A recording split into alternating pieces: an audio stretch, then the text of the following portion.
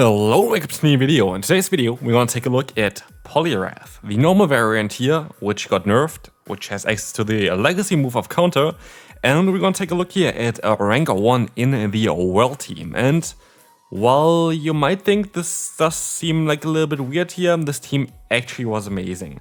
This team is from KCH6412, currently at rank 3 in the world, but I just saw a video on my timeline and they said they were before at rank 1 in the world already, so maybe they lost a few ratings or whatever, which happens throughout the day, especially up there. So yeah, congrats to you. Very cool team here, and we're gonna take a look at the weakness, which is obvious. We have 2 water-type Pokemon, and neither is horrible against grass, but also neither is great against grass. And so, yeah, there is definitely a little bit of a weakness there. And generally speaking, I feel like the best thing that you can do with this team is win the lead and then try to align yourself. And I think this is mainly also on how this team really worked for me, and also why this team is so strong as well.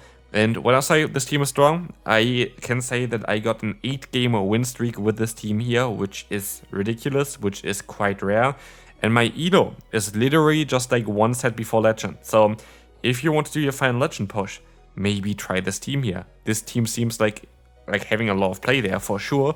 And we'll see as well, the first opponent gonna go down to Drifblim. So, what was the main star of this show? If I would need to pick one, my best or my favorite Pokemon of this team was the Drifblim. Drifblim right now, not surprisingly, one of the strongest Pokemon in the game, because this Pokemon has access to the buffed Astonish. This Pokemon is a core breaker for the current ground and poison type Pokemon. And having access to Icy Wind, having access to buffed Astonish as a shadow Pokemon with Stab, it is quite ridiculous. It is definitely quite ridiculous. And yeah, we're going to take a look here as well against matchup against the Wigglytuff. Wigglytuff can be a bit tough for this team, but as we'll see as well, the opponent swaps out into their Gastrodon.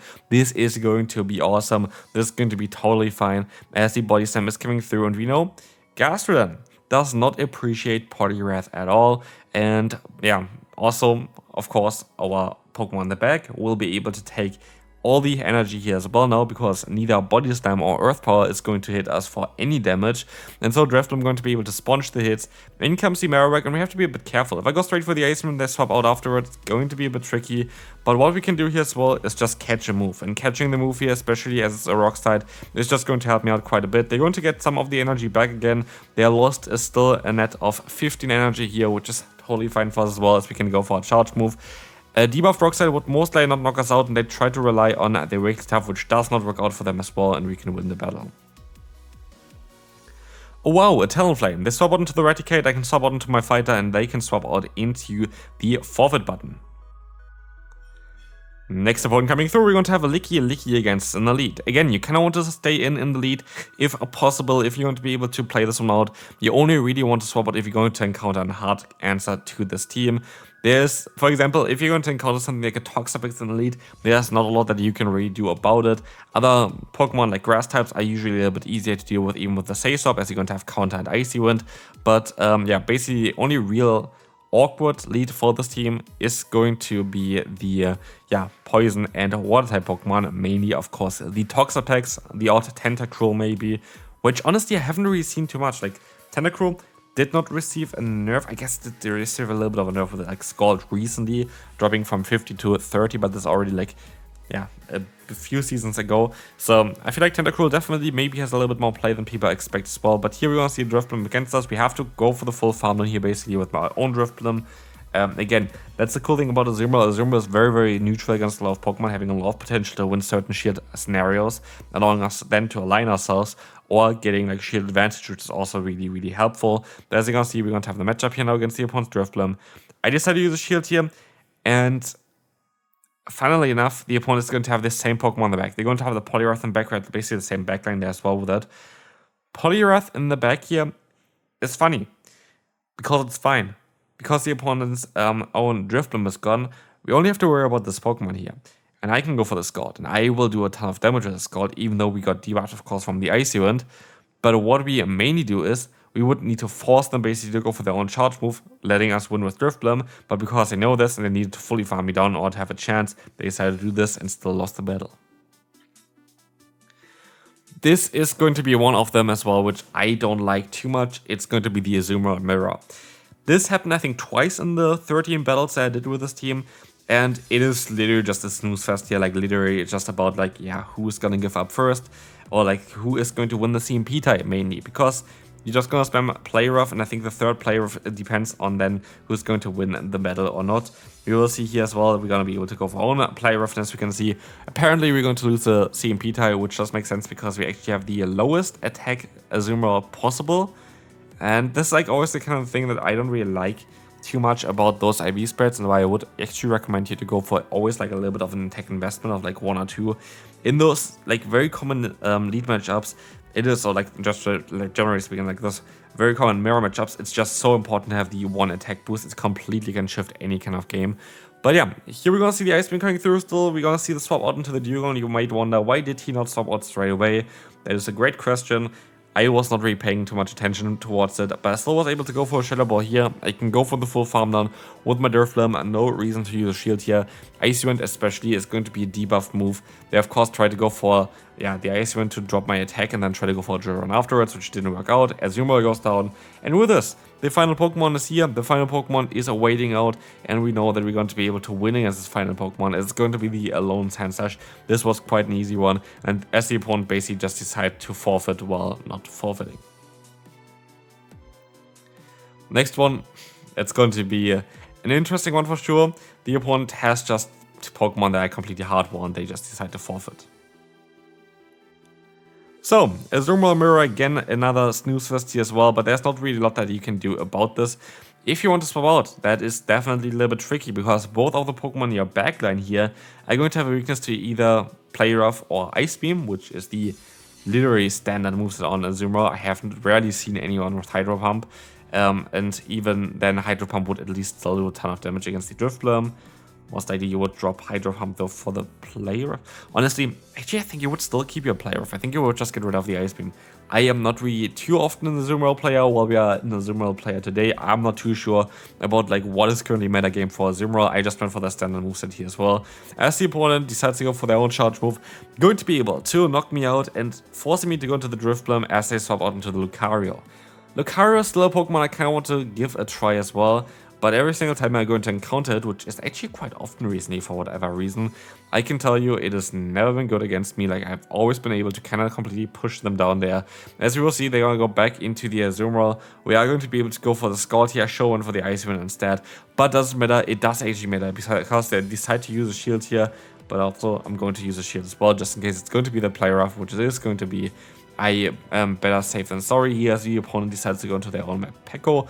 We can go for the Icy Wind, drop the opponent's attack, and now, yeah, we can go for at least another Icy Wind here. It's still going to be a bit of a tough one for us here, but the opponent decides to now go for a charge move. They're at -2 attack. They shouldn't do too much damage, right?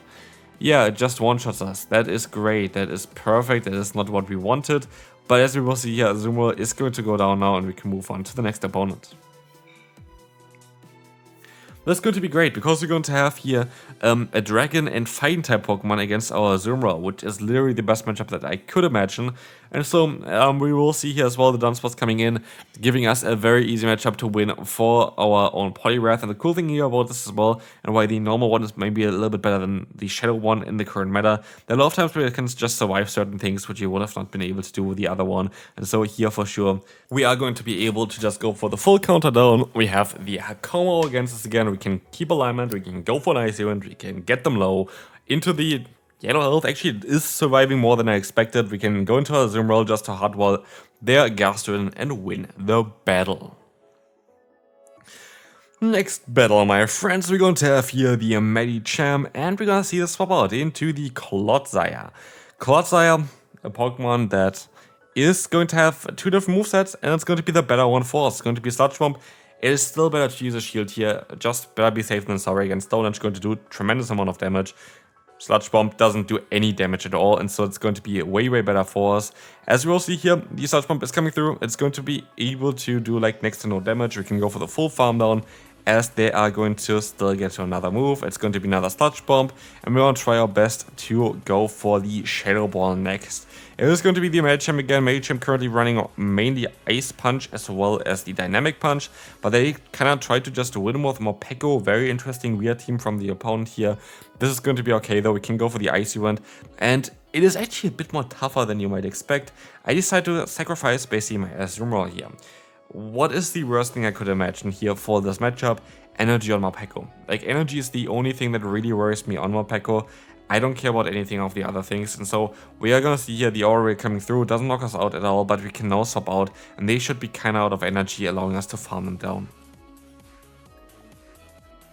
Toxapex is going to be exactly the one Pokemon I want to talk about.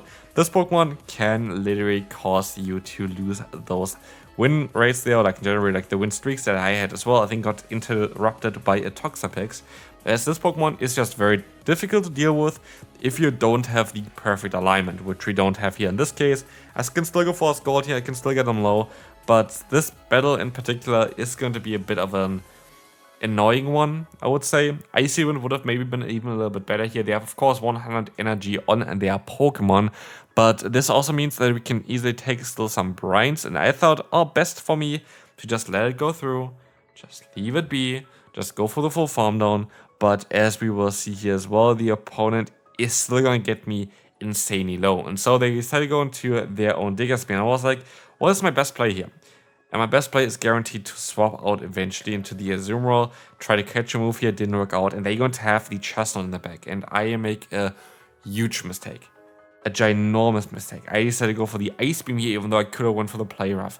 Poliwrath would have done a little bit more damage, pulling them more into a critical stage there, but as you will see here, the opponent is going to be able to go just for the Frenzy Plant, knock us out, and we're gonna have to try our best here, using a shield here now, and hope that we can fully farm them down before they can do anything, which does not work out. They can go for a superpower here, going to do some nice damage against us, and as we will see here, we just decide to forfeit at this point, because there was no point.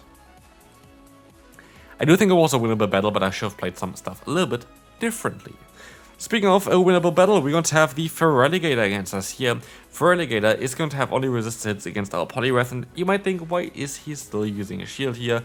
Because it's very likely that we're going to see another move of those coming out soon as well. And I'd rather debuff them first before I let the moves go through, which is going to be a little bit better here in this case.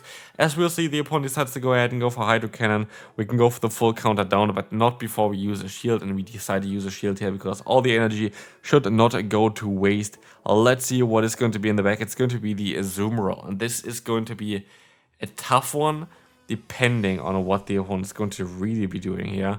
As we'll see, we're going to be able to go for another Scald. This is going to be hopefully enough to do some sort of damage. It is going to be able to get the attack drop against them, which is really, really good. And Gasol is coming back in here. Of course, we know that this Pokemon is going to be the one that we saw kind of earlier as well already. Gasol is going to be a very strong Pokemon right now.